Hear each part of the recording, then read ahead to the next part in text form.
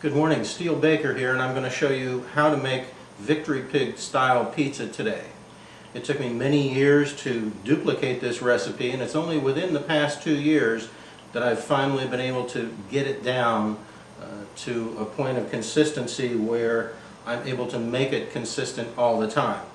Very quickly, some of the things that I have here to make the pizza. I always weigh all my ingredients. So what I have here is a small kitchen scale. These are available on Amazon or any number of kitchen sites online. I believe this one was about $20. The important thing about this is that it weighs ounces, pounds, grams, and kilograms, and I do everything in grams. But basically I'll weigh all the ingredients into it. It's also important to be able to zero the scale after each ingredient goes in so that you can measure just the weight of the individual ingredient that you're adding. So let me start. I'll turn on the scale. The very first thing I do is I use the mixing bowl from my Bosch Universal Plus mixer, and I put that on to the scale and I zero it out so that the weight of the scale itself actually does not the weight of the bowl, I should say, does not register. The next thing I do is I like to use bottled water. This water is actually at room temperature, slightly above anything from about 90 to 110 degrees Fahrenheit is fine. So I'm going to slowly pour that into the bowl while I'm watching the scale to get the desired weight of the water.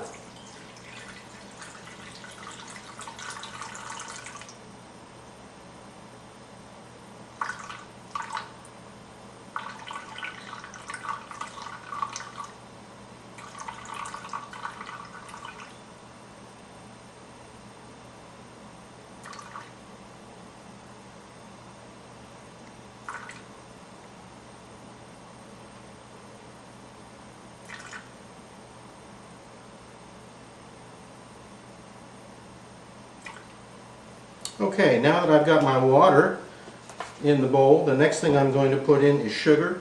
Now, I like to use sugar in my dough because sugar promotes browning. It provides a little bit of softness, so if you really want that nice brown, crispy crust on the bottom, it's helpful to put some sugar in there. What it also does is it provides food for the yeast. In addition to the natural sugars that are in the flour, it provides more for the yeast to feed on to give you a better rise. So I'm going to zero out my scale, and I'm going to add the necessary sugar.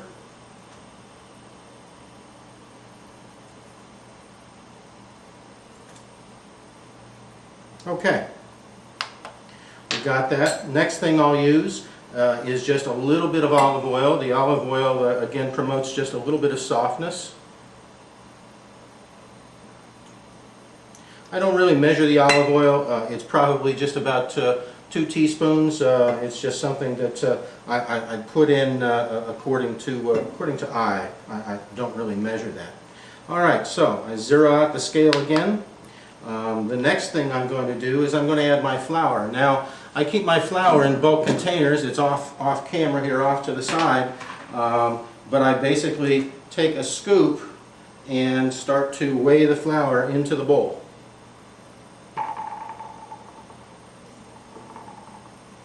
Okay, there's 1 scoop, which is actually about half of my flour.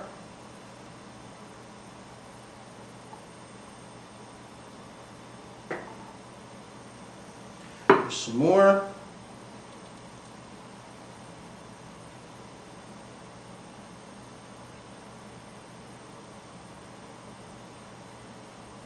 Okay, we got a little too much in there, so I'm actually going to take some of that out.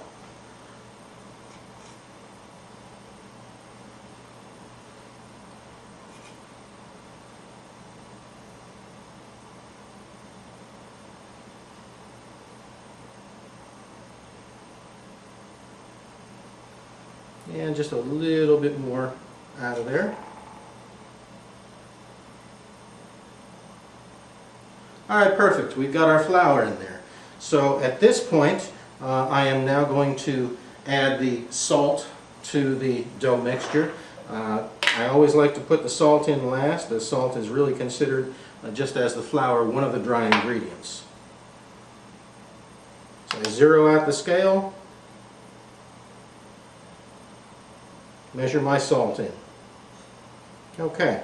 You really need salt in dough because salt helps to retard the yeast. It helps to control the rate that the dough rises. Obviously, you don't want the dough to rise too quickly. You also don't want it to rise too slowly. So you want to regulate the rate that the dough rises. Now the next thing I'm going to put in is instant dry yeast. You can use bulk yeast. I actually find that it's easier to just use the packets of bread maker yeast. They're 2 1/4 teaspoons. It may be a little more yeast than is necessary, but it certainly does save time and energy in measuring and in storing yeast. This way your yeast is always fresh. Alright, so I'm going to add that yeast in on top, again, on top of the dry ingredients. Okay, so our dough is together. At this point I'm going to put the dough hook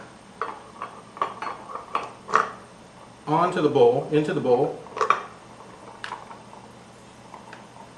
And I'm going to place the bowl on the mixer.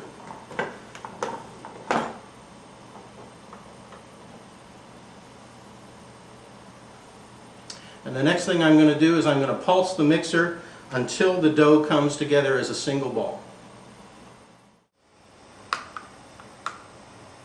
Alright, now this may be kind of hard to see, but what I'm going to do is actually pulse the mixer until the dough comes together into a ball.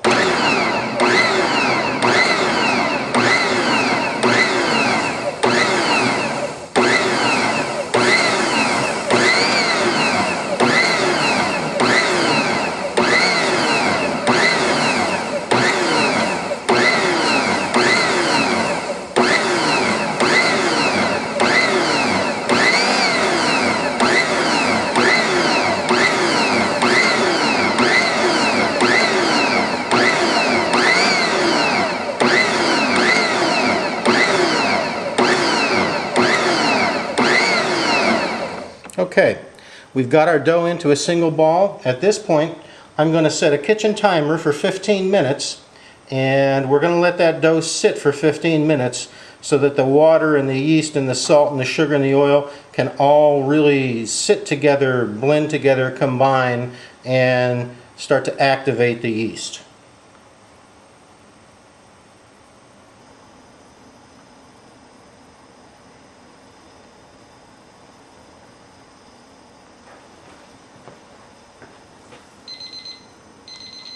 Okay, our time is up, and now we're going to knead the dough for 15 minutes, or I'm sorry, 6 minutes in the Bosch Universal Plus mixer.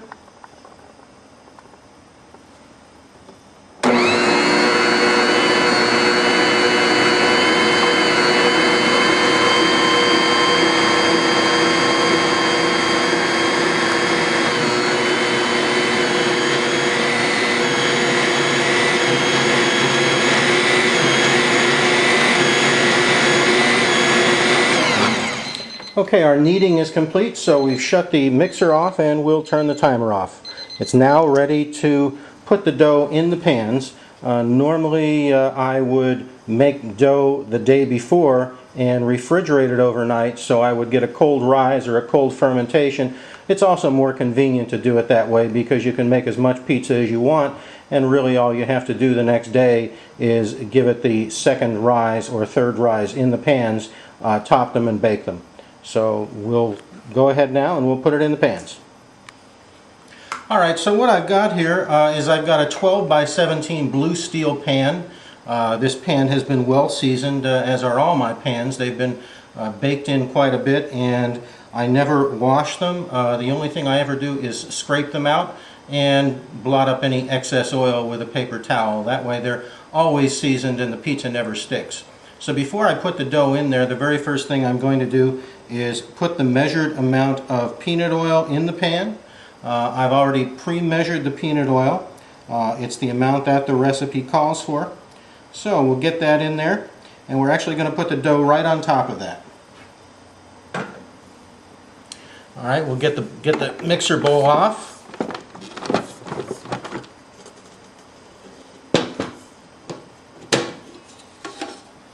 Take the cover off. Take the dough hook out. You might have to scrape some of the dough off of the dough hook. This is going to be a very sticky dough because this is fairly high hydration. I normally use about a 67% hydration dough, which is fairly sticky. I've used a little less water this time, only because I didn't want the dough to be too sticky for the video. Now with the Bosch, I also take the center shaft out simply because I don't want it getting caught up and all sticky with dough. So I'll take that out. What I'll then do is take the bowl and I'm going to scrape the dough out into the pan, right in the very center.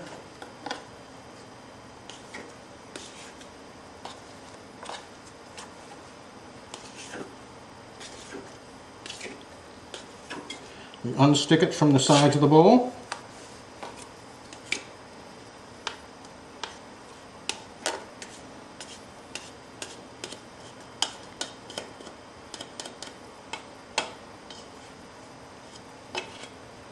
Alright, very good. We're in the pan. We'll set the mixing bowl aside. That'll go in the dishwasher.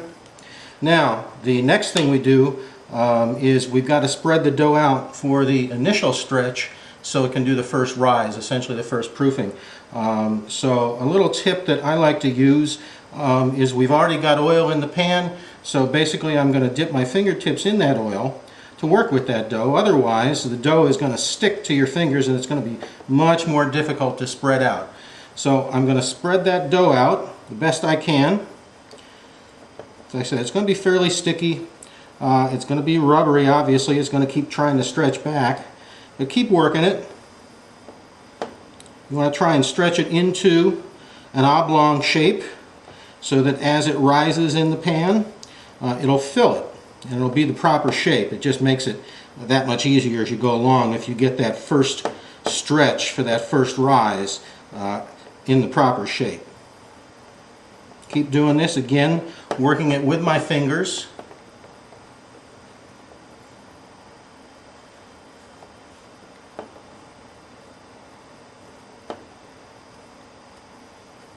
And don't be afraid to slide it around in the pan. That's how you make sure that that pan is well oiled and the dough is not going to stick. Now if you're using a new pan, you may encounter some stickiness the first few times you bake with it. But you know, stick with it. You can scrape the crust off with a spatula when it's done baking. Don't worry about that. That's to be expected. This is a fairly slack dough. It's got a lot of water in it, and any dough that has a lot of water in it is prone to be sticky, and it's going to stick to the pan. So until those pans are well seasoned, that's really what you're going to encounter. Nothing to worry about. It's completely normal. Okay, we're almost there. I've been working this for probably 2 to 3 minutes at this point.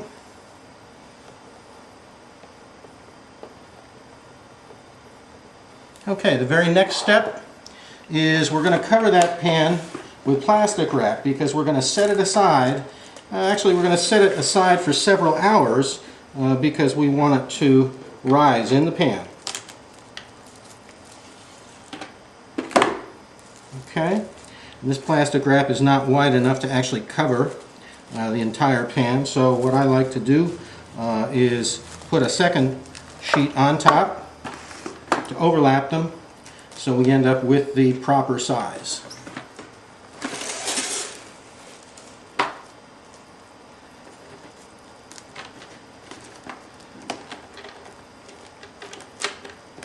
Alright, get our cutter in there. There we go. Okay, so now we're all wrapped up, we're covered, we're ready to go. The dough won't skin over, it won't dry out while it rises, and I'm just going to set this aside. Okay, we're back. It's been almost 2 hours, and our dough has risen.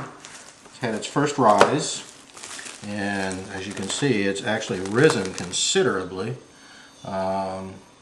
It's now quite high, has spread out in the pan. So what we're going to do at this time is we're going to knock it down, again with our fingertips, and we're going to spread it out. And on this first stretch after it's been stretched in the pan and had its first rise. So I guess that would be the second stretch. Again, we're going to use our fingertips, and we should now be able to actually stretch it out to reach the sides and the corners. So we're going to do that. The corners will be stubborn. You may have to actually pick them up and stretch them. Don't be afraid to get a little bit of oil on top of the crust. Not a problem. Not an issue. But again, all we're trying to do is get this dough stretched in the pan. We want to fill this pan with dough.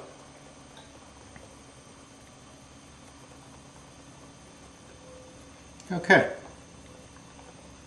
That's our second rise. As you can see, I've knocked it down considerably and it just about fills the pan at this point. So I'm going to cover it back up with the plastic. And once again, we're going to set it aside for, actually a few more hours. You can do this quicker, but there's really no reason to be in a hurry. I like to take my time because when I let the dough rise in the refrigerator overnight, I like to get it in the pans early in the morning and give it all day. There's no hurry to do this, but we're going to set this aside and we'll come back to it in a few hours.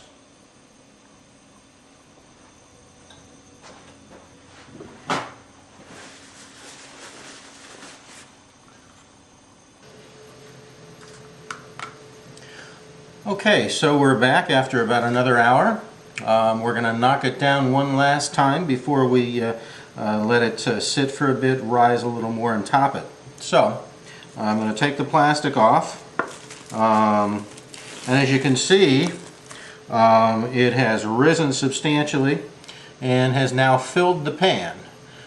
So with that, I'm going to knock that down.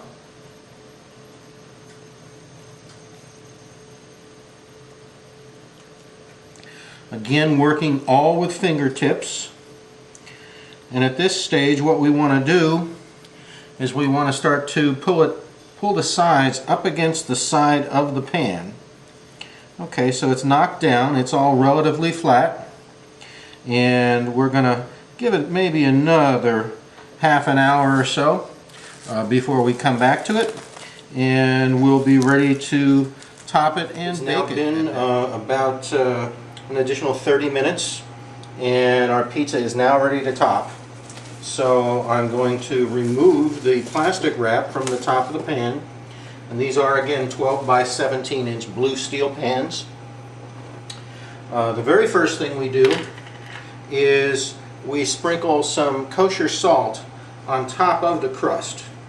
Now the kosher salt gives it a little extra saltiness that seems to be part of this pizza, even though the tomatoes themselves, the canned crushed tomatoes, have some saltiness.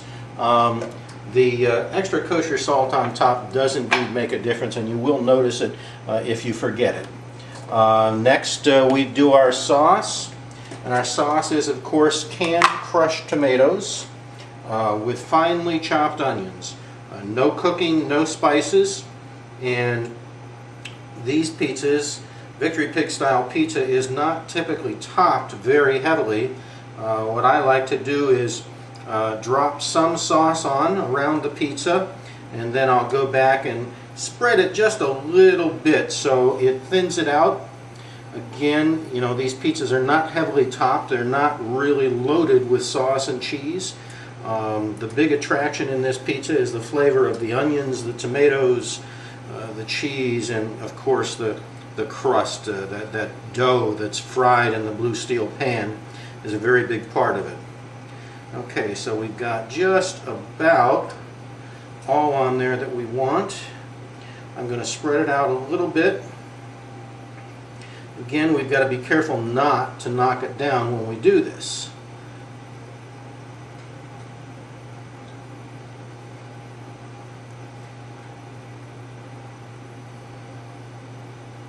Okay, so our sauce is on, and now at this point we'll put the cheese on.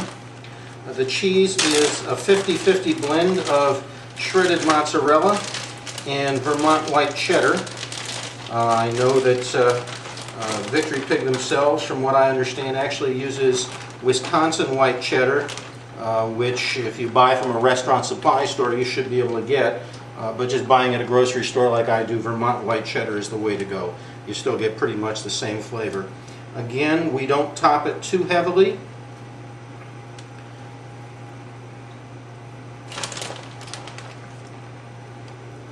We try and get it on as evenly as we can.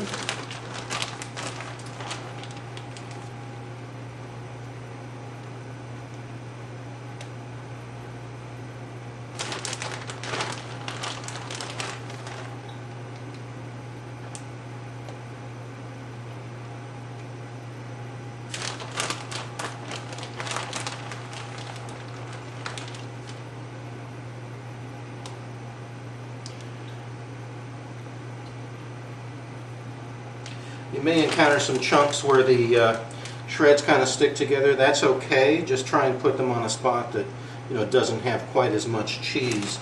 Now, one of the things that I like to do, and it's not really something that is unique to Victory Pig Pizza. It's not something they normally do, but in my travels, as a traveling salesman, I've eaten pizza everywhere.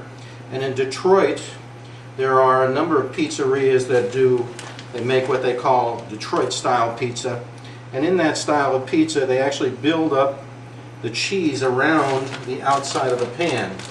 And since this will help us actually use all the cheese, I'm going to do that here. And what that'll actually give us is a nice crispy browned cheese crust around the outside, which is very, very tasty. And we'll get the very last of that cheese on there. Okay. So at this point we're ready to bake, and the pizza will go in the oven for 12 minutes at 475 degrees. On the bottom rack, because we want more heat on the bottom than we get on the top, because we don't want to burn the cheese. And we'll set our timer, and we'll come back when the pizza's done.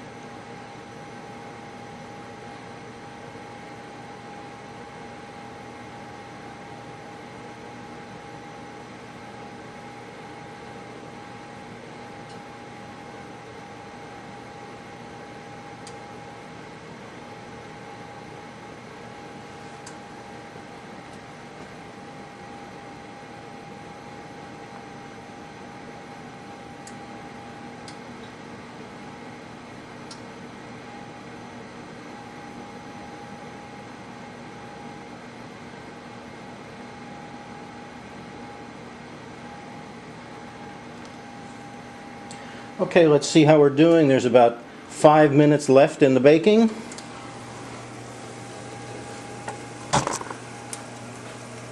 Oh, and as you can see, the pizza is sizzling in there. The oil is bubbling, frying. The cheese is bubbling, cooking. This is going to be very good.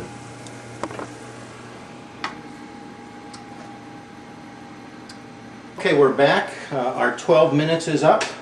So let's pull this tray out of the oven.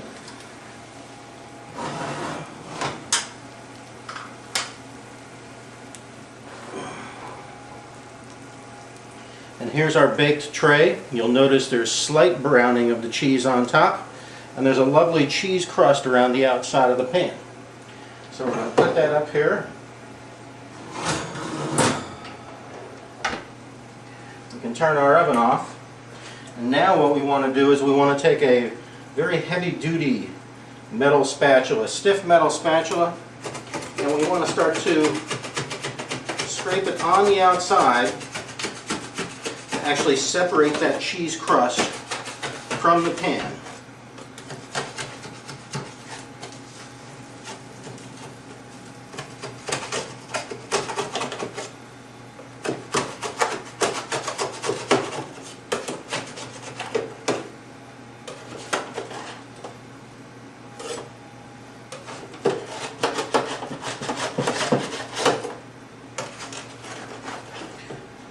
occasionally run into a tray that will slightly stick.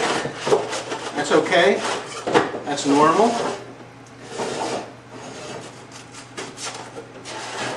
But this one is now moving in the pan very nicely. So what we're going to do is we're going to bring a nice pizza tray over. I use what's called a coupe style pizza tray. I use an 18-inch pizza tray, and we're going to lift the pie and slide it out of the tray.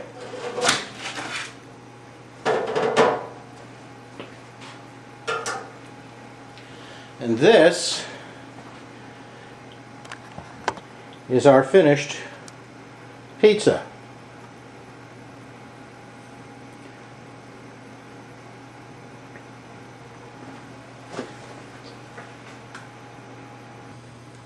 Okay, now if we want to truly cut this in traditional Victory Pig style, what we're going to do is we're going to go across first with a pizza cutter.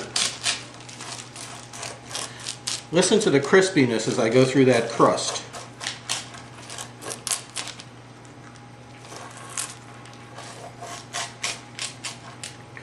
I actually cut them a little bigger than Victory Pig.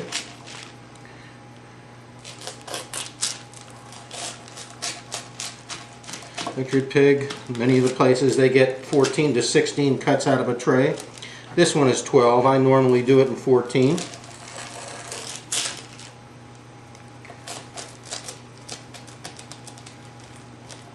Okay.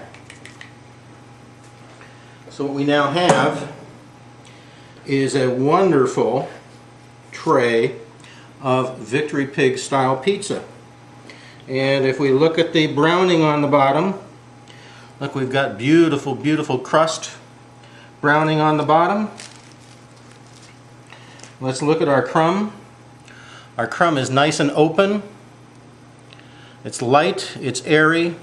It's actually much lighter and less dense than a typical Victory Pig tray. So that's how we make Victory Pig style pizza.